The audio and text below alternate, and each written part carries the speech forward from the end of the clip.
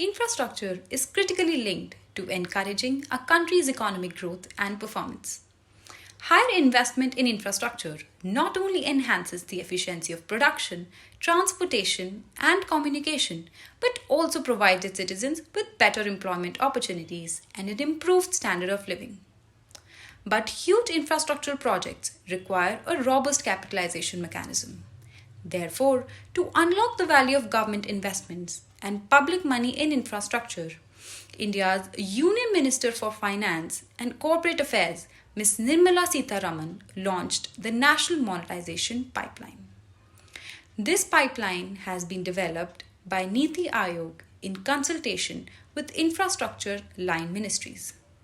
Under the Union Budget 2021 to 22, asset monetization plans to raise rupees 6 lakh crores through core assets of the central government. Before delving further into the details of the pipeline, let us know what exactly do we mean by the term asset monetization.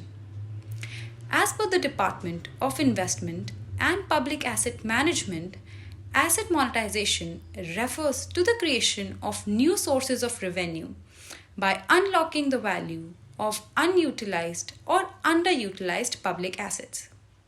It is commonly referred to as asset or capital recycling. However, the term asset monetization is not new in the government's dictionary. It was used during the disinvestment of Air India and other public sector enterprises. It is hence privatization by another name. Now, let's learn about a few key imperatives that must be kept in mind while gauging through the framework.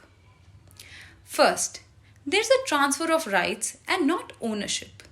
This means that there is a mandatory handback of the assets to the public authority at the end of the transaction life. Second, there is no involvement of land. This implies that only brownfield assets are involved, where investment has already been made and which is completed but is underutilized or languishing. Third, there would be structured partnerships with strict KPIs and performance standards. KPI stands for Key Performance Indicator, which is a quantifiable measure of performance over time for a specific objective. The need for asset monetization was felt post the massive economic jolt dealt by COVID. This led to the unprecedented contraction of the Indian economy in the year 2020 to 21.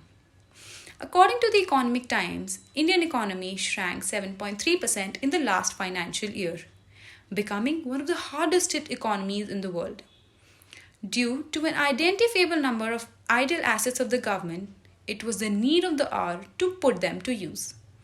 This resulted in paving the way for private players to optimally share the risk factor of these assets. This will potentially ensure a shift in paradigm augmentation, service delivery, and maintenance. Currently, only assets of central government line ministries and central public sector enterprises in infrastructure sectors have been included.